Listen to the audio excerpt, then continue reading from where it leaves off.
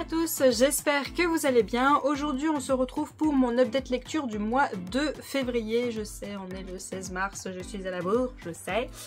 Mais voilà, je rattrape mon retard. Donc au mois de février j'ai réussi à lire 3 romans, voilà, et pas mal de webtoons parce que j'étais à la bourre et qu'il fallait que je rajoute. Donc voilà, je me suis mis du côté des webtoons sur la fin.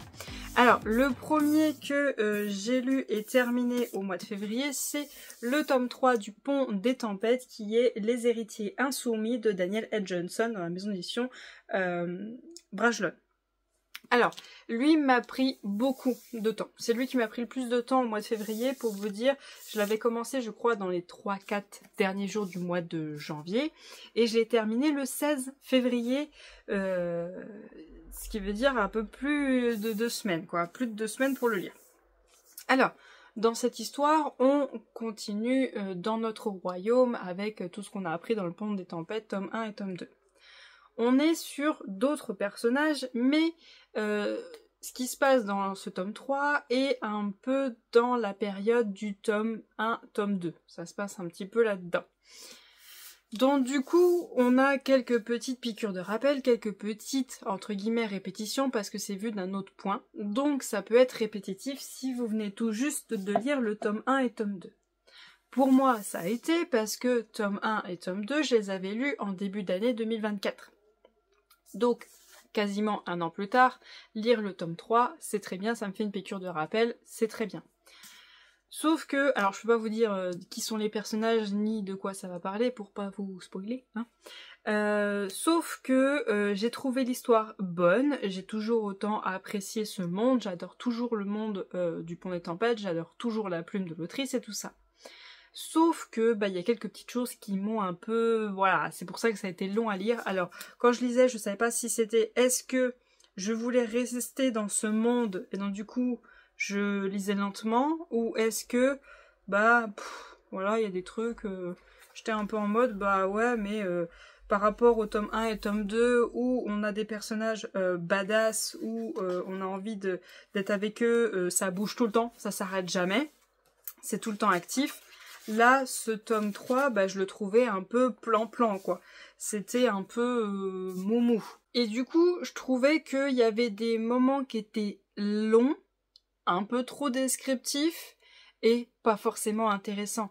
Je vous donne un exemple pour essayer que vous compreniez, c'est que par exemple, à un moment, il y a un descriptif d'une robe, il y a d'autres choses qui sont décrites qui sont pas forcément une robe. J'étais un peu en mode, ouais, je m'en fous. Avance, je m'en fous. Mais bon, voilà, bon, c'est un petit peu différent que le tome 1 et le tome 2.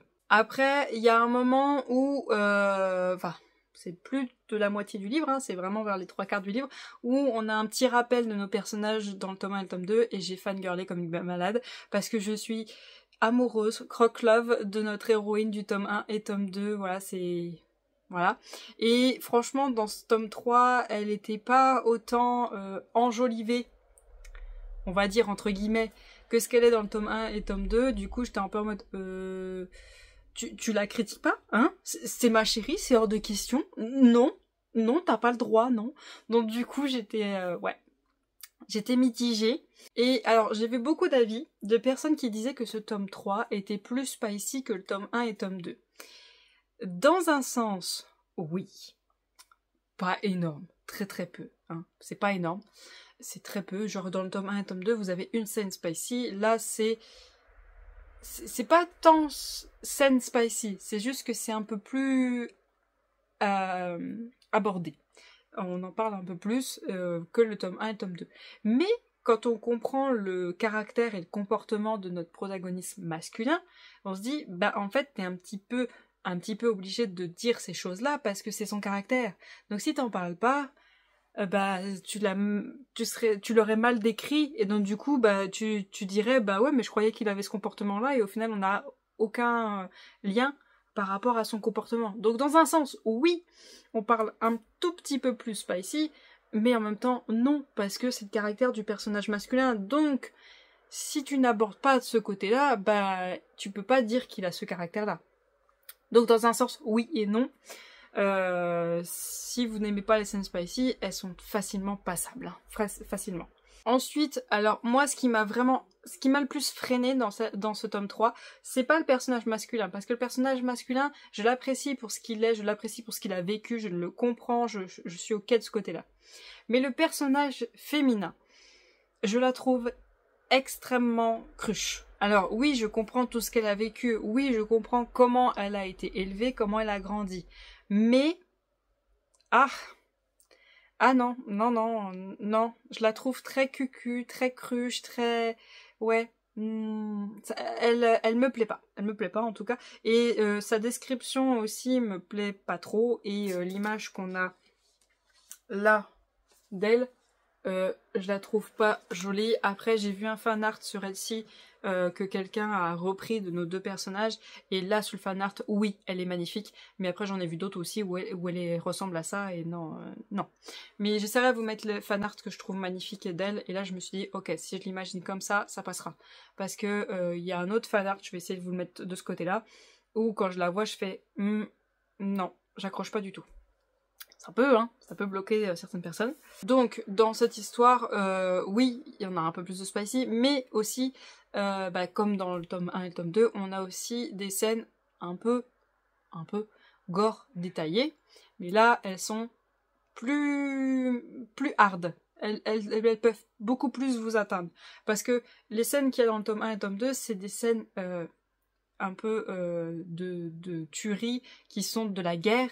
Là, c'est des scènes de tueries qui peuvent être familiales et qui peuvent être de personnes proches de vous. Donc du coup, ça prend plus à la gorge, ça vous attrape et du coup, c'est un peu plus dur de ce côté-là. Mais franchement, je trouve que ces scènes qui sont un peu plus dures permettaient de balancer sur le fait que des fois, on avait des moments plats, on avait des moments où c'était lent, donc plat. Et aussi on avait des détails où ça nous apportait pas grand chose. Mais je le trouve très bien. Je pense que ce qui m'a fait que j'étais moins à fond que le tome 1 et le tome 2, c'est que quand même c'était de la répétition entre guillemets, vraiment entre guillemets. C'est parce qu'on était de nouveau dans un temps qui est déjà passé, d'un point de vue de d'autres personnes, d'un vécu de d'autres personnes qui ne sont pas du tout au même endroit et il se passe pas du tout les mêmes choses. Mais de revenir à ces moments-là, moi du coup j'étais en mode allez avance, je veux ce passage-là que je surkiffe, je veux arriver là. Et arriver à ce passage-là que je surkiffe, du coup c'était d'un point de vue de d'autres personnes que bien sûr je les aime bien, mais j'apprécie pas autant que les autres personnages. Donc du coup, voilà. Donc du coup moi je laisse encore sa chance toujours à ce couple. De toute façon c'est qu'en 2 tomes. C'est qu'en 2 tomes les couples. Donc j'ai le tome 4 qui est là, donc on verra bien. J'espère que ça passera mieux que ce tome 3. J'essaie de me dire dans ma tête, c'est normal, c'est parce on repassait sur le même temps de quelque chose qui s'est déjà passé. Donc c'est pour ça que ça t'a bloqué, faut pas que tu restes bloqué là. Surtout que la fin du tome 3, j'étais en mode, oh punaise pépite, je sens venir le truc, ça doit être génial. J'espère, je croise les doigts. Je vais pas dire, pas vous spoiler, mais la fin, j'étais en mode, oh s'il vous plaît, faites qu'on reparte à fond les ballons, je l'espère. Et sachez qu'il y a un tome 5 qui est en écriture et que pour le moment j'ai entendu que ce serait en 6 tomes, mais c'est possible que ce soit encore un peu plus. Je suis pas sûre, je vous dis peut-être des bêtises, mais sur le tome 5 est en écriture. Et j'ai fait un peu d'annotation, pas énorme, pour vous dire, au début je me marquais quand même pas mal de post-it qui étaient des passages horribles. Voilà, c'était très dur, mais il y avait des petites touches d'humour pour essayer d'apaiser la chose. Et des passages qui sont un petit peu chauds. Ouais, des passages chauds. Ouais, il y en a un peu plus quand même. Mais pas énorme. Pas énorme, franchement. Je vais pas trop vous montrer les post-it, vous dire qu'est-ce que c'est précisément, sinon je vais vous spoiler. Il y a juste eu un passage. Il y a juste eu la page, je vous dis la page 87. Et je vous dis, et maintenant que la nuit s'était abattue, voilà, et je vous lis pas plus la phrase, pas vous spoiler, et j'ai marqué, mais même pas j'y retourne, même pas. Voilà, je vous laisserai découvrir pourquoi j'ai mis ça. Et oui, j'ai pas énormément à noter, pas énormément parce que j'étais pas à fond dedans. Et même à la fin, je crois que j'ai arrêté de noter parce que j'étais à fond dedans. J'étais à fond dedans à la fin, j'étais en mode non il faut que ça avance, je veux savoir. Et donc je vous conseille le Pont des Tempêtes tome 1, tome 2, vous pouvez foncer, il y a les yeux fermés. Mais je vous dirai pour pas que ce soit trop répétitif et pour pas non plus que vous soyez plus dans le monde, je vous dirais d'attendre 2 mois, voire 3 si vous voulez, et après vous lisez le tome 3. Parce que si vous enchaînez le tome 2 et le tome 3, vous allez dire « Ah ouais, mais je viens de vivre ce passage dans cette temporalité. » Voilà, donc n'enchaînez pas le tome 2 et le tome 3. Laissez un petit peu passer 1 ou 2 mois. Sauf si vous êtes comme moi, vous oubliez beaucoup. Mais bon, ça m'a pas mal répété les choses, donc je me rappelle très bien. Ensuite, le 20 février, j'ai terminé le tome 1 de The Switch Girl, King University de Aya Estrella de la maison d'édition Plume du Web. C'est une duologie et vous voyez, j'ai déjà le tome 2, bah il est là-haut. Il est là-haut, vous voyez pas, les contemporains ils sont au-dessus. Et voilà, j'ai explosé plus d'une plaquette de post-it. Voilà, hein. Voilà, hein. Voilà. Et donc j'ai mes 2 personnages principaux qui sont juste là, donc Elvira et je sais plus comment il s'appelle lui. Je sais plus comment... Abel. Abel, il s'appelle. Donc en fait dans cette histoire, on suit Elvira qui est la princesse des quartiers sud de Chicago. Les quartiers sud, c'est là où c'est les gens qui ont très peu de moyens, il y a beaucoup de ventes de dealers, il y a beaucoup de crimes, il se passe beaucoup de choses. Et elle va être abordée par l'avocate de cette école, donc la King University, qui va lui dire « Ma grande, tu sais quoi, je te propose un deal,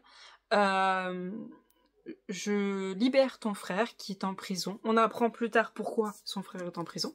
Je le libère.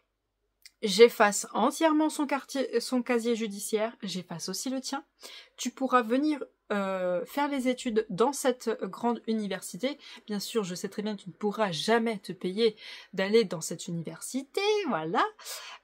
Tu auras le droit à tout ça, à une seule condition. Je veux que tu me trouves le V-I-O-L-E-U-R qui sévit dans mon école. Voilà. Donc toi qui as 19 ans, voilà, je te dis tout de suite, nous ne pouvons pas faire en sorte que ça devienne public. Donc toutes ces personnes qui ont souffert, toutes ces femmes qui ont souffert, qui sont toujours vivantes, hein, on apprend toute l'horreur qu'elles ont vécue. C'est très décrit, hein, faites attention. Il faut qu'elles débusquent ce gars, en échange, elles gagnent tout ça. Et alors, pour elle, elle s'en fiche. Elle s'en fiche, elle s'en fout d'elle. Mais pouvoir libérer son frère, parce qu'on apprend plus tard que, dans un sens, c'est injuste. Son frère n'a pas à être en prison quand on apprend tout ce qui est, pourquoi il y est et tout ça. Il n'a pas à y être. Et on comprend que, ouais, elle va accepter, elle va dire, ok, je m'en fous, j'y vais. Je vais le trouver et puis vous me libérez mon frère. Donc on se lance là-dedans. Elvira qui elle va emménager dans un appartement luxueux parce que bien sûr les gens qui sont là-bas ils ont des appartements de luxe, hein, ce ne sont que des étudiants mais bon. Et elle a son appart à elle toute seule. Normalement ils sont plusieurs dans l'appart. Elle est toute seule parce que l'enquêtrice elle sait très bien que il faut pas non plus qu'on découvre pourquoi elle est là.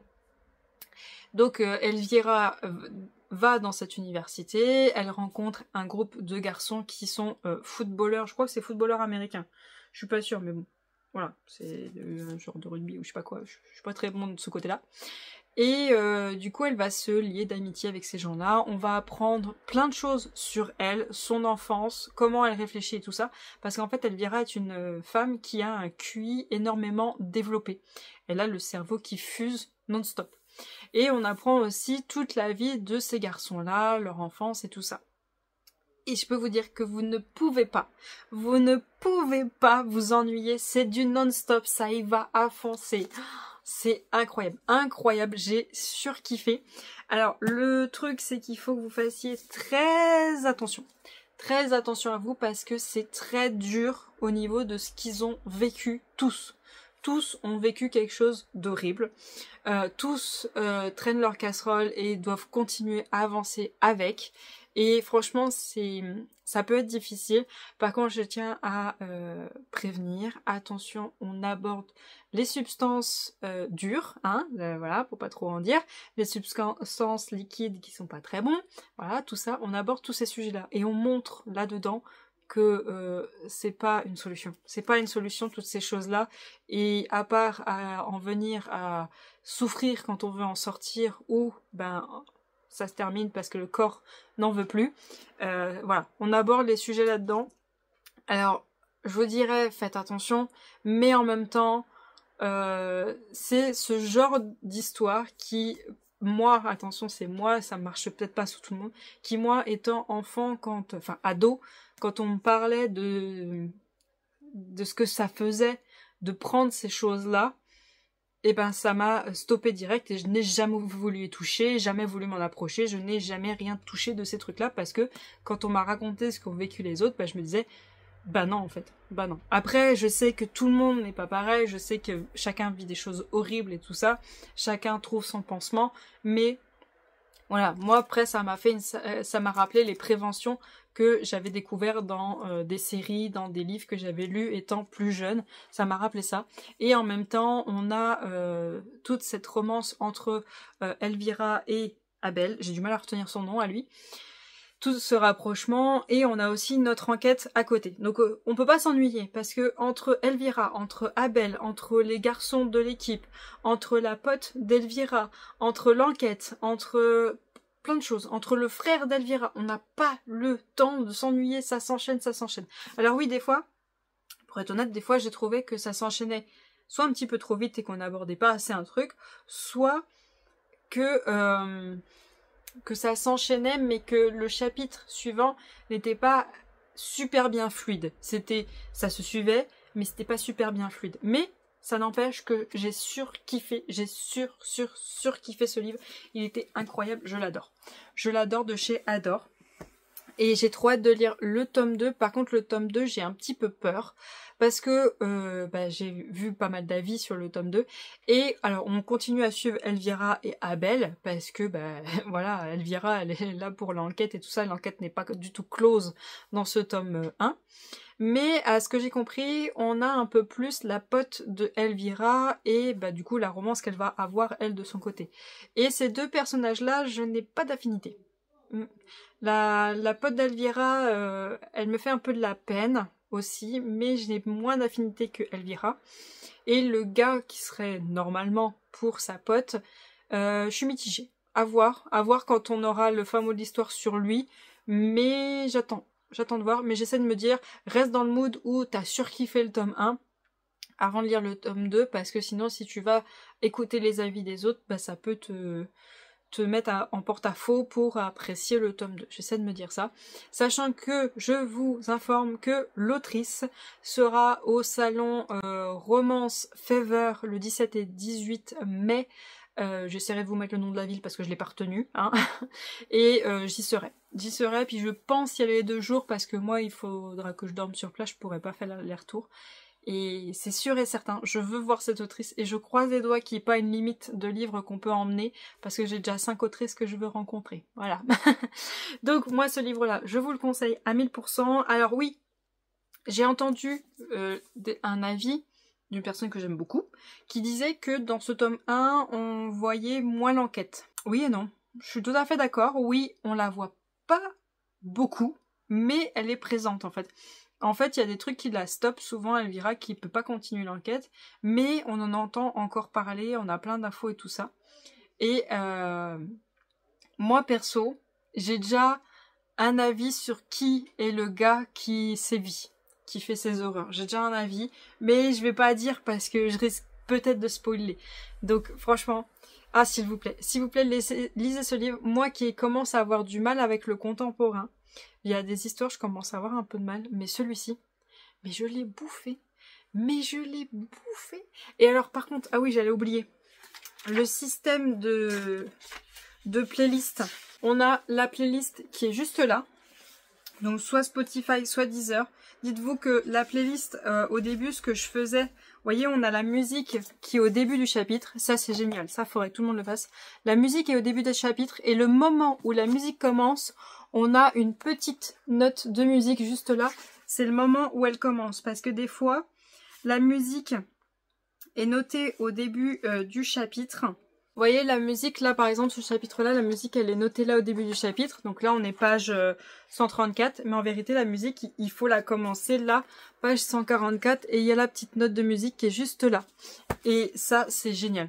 C'est génial.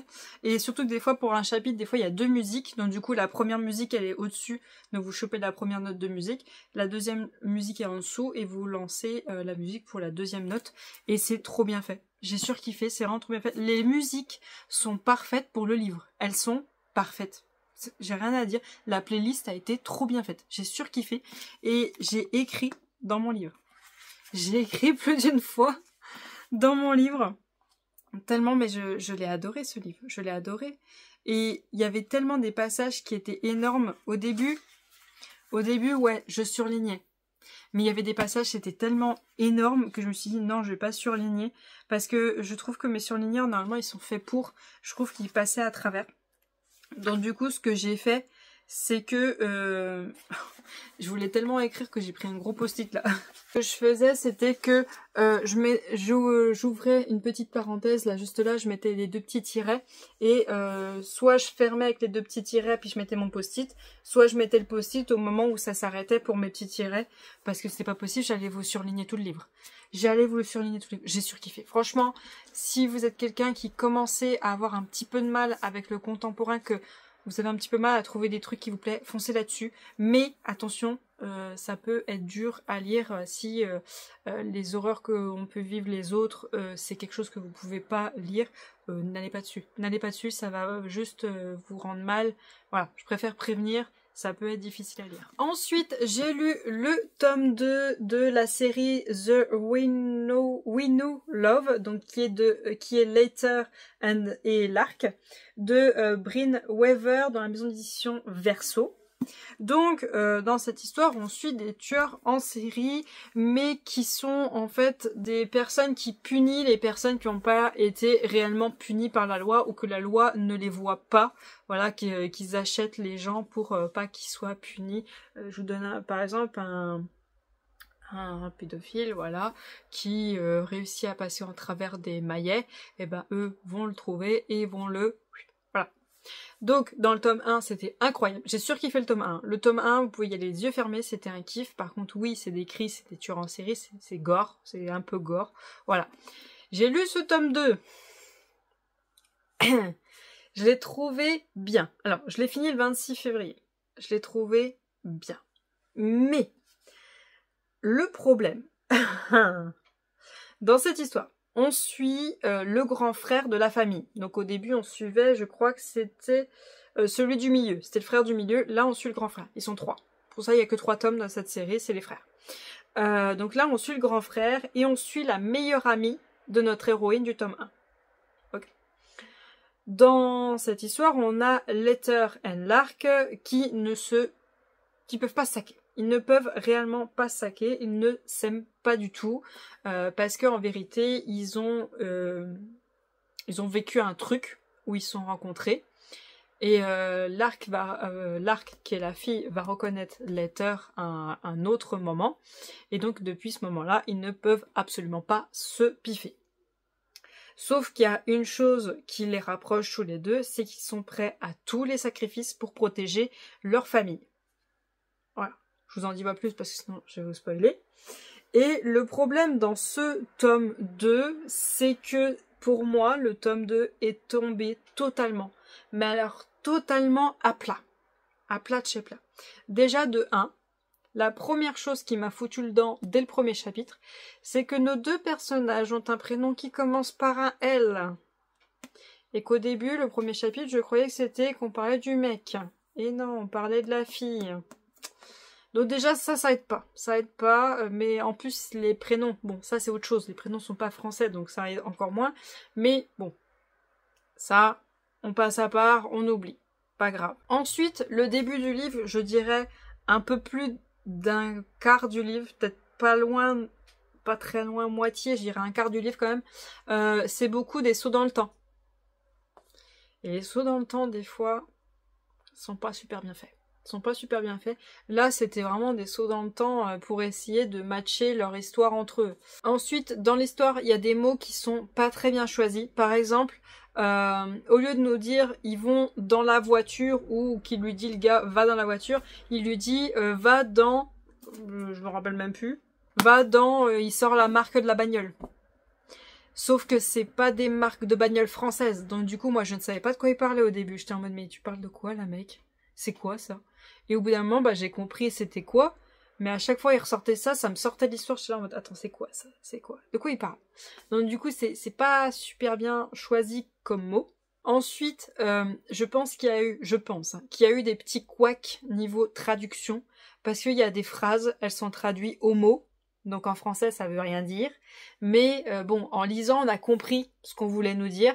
Mais c'est vrai que des fois, il y a des phrases, elles ont été traduites au mot. Et quand on lit la phrase en français, ça veut rien dire. Ça veut rien dire. Mais on a compris le message. On a compris le message, ça arrive, c'est bon, c'est pas très très grave. Il y en a eu plusieurs quand même dans le livre, mais bon. Ensuite, la relation entre les deux personnages, je l'ai trouvée mais plate. Mais plate. Oh là là. Oh, c'était plat. C'était plat de chez plat et je trouvais qu'il n'y avait pas d'émotion entre les deux, il n'y avait pas de sentiment, il n'y avait pas de... Même jusqu'à la fin, arriver là... En plus, arriver à... Ouais, à plus de... Il me restait encore un quart du livre, j'ai arrêté d'annoter parce que... J'annotais pour essayer de me rappeler les choses, pour essayer de me dire, attends, ça, il y avait ça comme passage quand même, il y avait quand même quelques petits trucs. Et avant, dans le tome 1, quand je marquais les passages qui m'ont fait rire, c'est réellement j'ai ri. Là, c'était des petits... Voilà, c'était pas je riais vraiment les ah ouais quoi, voilà des réactions comme ça, c'était des voilà voilà, c'était des petits je riais pas vraiment, c'était pas voilà. Voilà. Pour moi, franchement, je pense que si vous lisez le tome 1, il faut enchaîner avec le tome 2. Il faut enchaîner avec le tome 2 pour éviter de vous sortir de l'histoire, parce que moi, le tome 2, je crois que je l'ai lu au mois d'octobre, donc au mois de février, bon, moi, ça fait un peu d'écart, surtout qu'il y a eu des livres entre. Je pense que j'aurais dû enchaîner, j'aurais plus apprécié, parce que quand j'ai repris, il fallait que je me rappelais qui était qui, parce qu'on nous ramène des gens, j'étais en mode, attends, c'est qui lui? C'est qui? Je me rappelais plus. Donc du coup, c'est un peu compliqué. Et du coup, pour moi, c'est tombé comme un soufflet, quoi. J'étais en mode... ouais. Mais je lisais, mais je m'ennuyais. J'étais en mode, c'est pas possible, j'ai surkiffé le 1, c'est pas normal. Et même dans le tome 1, il y a l'histoire de Cookie and Cream. Voilà, la glace, que moi, ça m'a trop fait rire à tel point que j'ai acheté un t-shirt. Là, dans celui-ci, on nous le dit au début dans les trigger warnings que ce sera au sujet de la pizza. Ça m'a fait ni chaud ni froid. Ça m'a fait ni chaud ni froid, j'ai pas du tout réagi, hein, pas du tout. J'ai continué à lire, j'ai fait en mode, attends, c'était ça du coup l'histoire du plaque, ouais, bon. Et j'ai une amie qui, elle, avait enchaîné le tome 1 et le tome 2, et elle quand j'ai terminé ce tome-là, elle m'a dit, alors, t'en as pensé quoi? Je dis, ben, c'est un peu tombé à plat pour moi. Elle m'a dit, ben, moi, pareil. Alors qu'elle les a enchaînés, hein. Elle a enchaîné le tome 1 et le tome 2, suite à mon avis que j'avais posté sur Insta du tome 1. Elle était allée lire le tome 1, elle a enchaîné le tome 2, et elle me disait rien, elle attendait que j'ai lu pour être sûre que j'ai le même avis qu'elle, et du coup elle m'a demandé, bah t'en penses quoi? Je dis, bah c'est tombé à plat, chez plat, c'était pas... Elle m'a dit, bah pareil. Pareil. Et là elle est déjà en train de lire le tome 3, parce que le tome 3 du coup est sorti, et elle me dit rien. Elle me dit rien. Moi je vais essayer de me speeder pour aller le lire, mais bah, j'ai peur. Est-ce que au final tout a été mis dans le tome 1 et il aurait fallu s'arrêter là et pas faire un tome 2 et un tome 3? J'espère que le tome 3 va relever la balance parce que le tome 2... Et là, vous voyez, en ayant lu ça, je comprends mieux pourquoi il y a presque aucun goodies, aucun fanart, rien sur ce tome-là. Le tome 1, vous pouvez trouver des t-shirts, des goodies, vous pouvez tout trouver du tome 1. Le tome 2, ah bah il y a quelques trucs par-ci par-là, mais c'est genre la jaquette du livre et il n'y a rien d'autre qui a été fait. Rien d'autre du tout. Rien. Le tome 1 est là-haut, le tome 2 il est en bas. Il est en bas. Bon, j'espère que le tome 3 sera là-haut parce que... bah j'ai peur. J'ai peur. Et donc je rappelle quand même qu'il y a des scènes spicy décrites. Voilà. Et qu'il y a des morts qui peuvent choquer. Je préfère rappeler, ce sont des tueurs en série. Je vous lis pas le dos parce que ça peut vous spoiler le tome 1. Ensuite, le 26 février, j'ai relu le tome 1 de l'Enfant des Ténèbres écrit par Liaran, adapté et illustré par Min Jack, et c'est de la maison d'édition Commando Book. Là pour le moment on n'a que les 3 premiers tomes qui sont sortis, il y en a encore d'autres qui vont sortir mais on ne sait pas encore combien. Donc moi j'ai relu le tome 1 et j'ai lu le tome 2 et le tome 3. Et en fait dans cette histoire on suit Leslie, alors je sais plus son nom, Leslie Sperado qui a 12 ans, qui est une jeune fille de famille où elle a une grande sœur et que ses parents. Et suite à un rituel horrible qu'on va lui faire, elle va s'en sortir. Et ils veulent refaire le rituel, sa famille, sauf que elle en a décidé autrement. Elle a décidé que c'en était assez qu'elle soit traitée comme pire qu'une esclave, qu'il était temps qu'elle puisse vivre en paix. Et du coup, elle va se soulever contre sa famille en allant voir la famille, alors attendez, ça commence aussi par un S, Salvatore. Et du coup, on apprend plein de choses sur le monde dans lequel vit Leslie, sans que ce soit trop long, sans que ce soit trop décrit, sans que ce soit ennuyant et tout ça. C'est tellement bien fait, tellement bien dessiné que la famille Salvatore, donc la famille dans laquelle elle va aller demander de l'aide, c'est tellement incroyable. Ils sont tellement bien faits, tellement bien décrits, tellement leurs caractères sont différents que c'est génial. J'ai surkiffé de chez surkiffé. J'attends la suite avec tellement d'impatience. Et j'adore le père de la famille. Le père de la famille, il y a son dessin quelque part, je sais plus si c'est en tome 2 ou tome 3. Il m'a fait penser au père dans Rebelle, le Disney, vous savez, le père roux et tout ça, qui est tout le temps très expressif, très vivant et tout ça. Et ben il m'a fait penser exactement à ça et pépite, j'adore. Je le surkiffe. Et l'histoire est tellement belle, tellement incroyable. Enfin, belle. Voilà, elle vit quand même des choses horribles.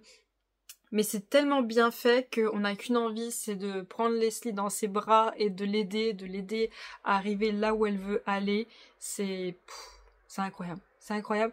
Et les frères, au début, ils sont un peu bourrus, mais après on apprend à les connaître et ouais, on les adore. Et même elle, parce que c'est une fille, ça. Je la surkiffe. Je la surkiffe, franchement, ils sont exceptionnels, je vous le conseille. Je vous conseille vraiment cette histoire. Après, je ne sais pas en combien de tomes elle sera. Franchement, je vous la conseille. Par contre, oui, le tome 1 est un peu sombre. Enfin, sombre. C'est parce que vous apprenez l'histoire de Leslie. Mais après, tome 2 et tome 3, ça devient un peu plus... on apprend vraiment le monde, on apprend Leslie comment elle va s'en sortir et tout ça. Je vous conseille. Je vous conseille, foncez. Ensuite, alors, j'ai terminé le 3 mars. Mais bon... J'ai lu une grosse partie en février. J'ai relu du tome 1 au tome 3, Seule la mort attend la vilaine. Et j'ai lu du tome 4 au tome 6, que je n'avais pas encore lu. Alors, Seule la mort attend la vilaine, je vous fais un speech rapide pour ceux qui connaissent pas. On est sur une jeune femme, donc par exemple nous, qui découvrons un jeu mobile de romance. Elle découvre ça et elle est tellement à fond dans le jeu qu'elle va souhaiter faire le jeu en mode difficile. Sauf que, à sa grande surprise, elle va se retrouver happée dans le jeu et elle va se retrouver dans le corps de la méchante de l'histoire, donc la vilaine, et donc Pénélope. Sauf que Pénélope, dans l'histoire, elle est censée mourir. Voilà. Et elle va se retrouver bien avant l'histoire où l'héroïne va arriver. Du coup, elle devra faire son maximum pour monter son affinité avec un maximum de personnages masculins pour éviter qu'il la tue. Donc voilà le speech de l'histoire.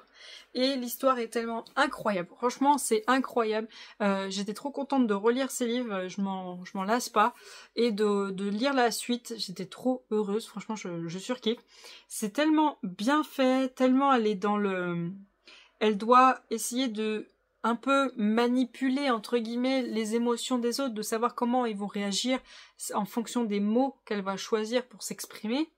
Elle doit réfléchir dans l'urgence parce que il faut qu'elle se dépêche, sinon c'est pas elle qui va choisir ce qu'elle va dire. Et il faut qu'elle s'adapte à des caprices du jeu parce que vu qu'elle est en train de changer l'histoire et de changer le comportement de certains personnages envers elle, eh bien le jeu lui a comme des bugs et il modifie un peu l'histoire du coup. Donc du coup elle doit réagir par rapport à ces bugs.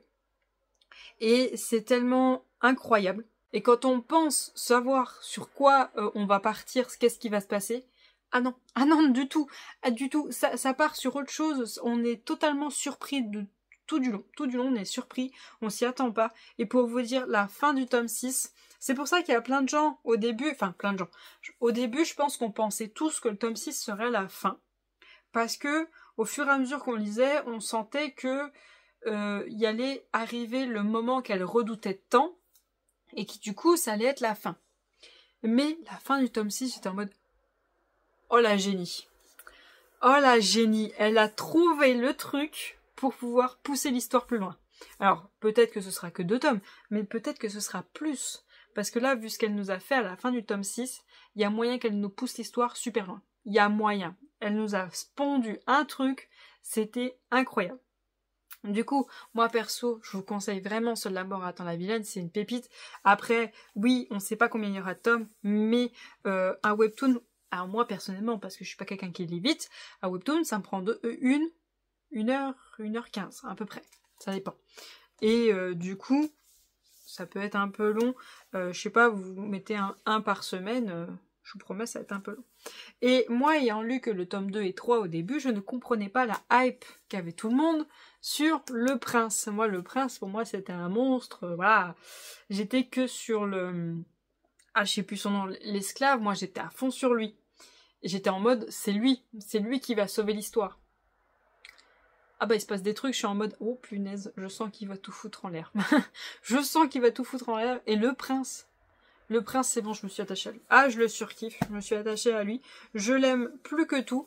Par contre, Pénélope, elle a 2 frères. Elle a celui-ci, qui est le plus jeune, et elle a celui-ci qui est le plus grand.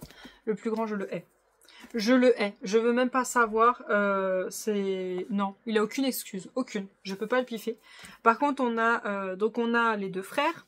On a le prince. On a l'esclave qui lui n'est sur aucune des couvertures. Et on a lui. On a lui. Lui, j'arrive pas à avoir d'affinité.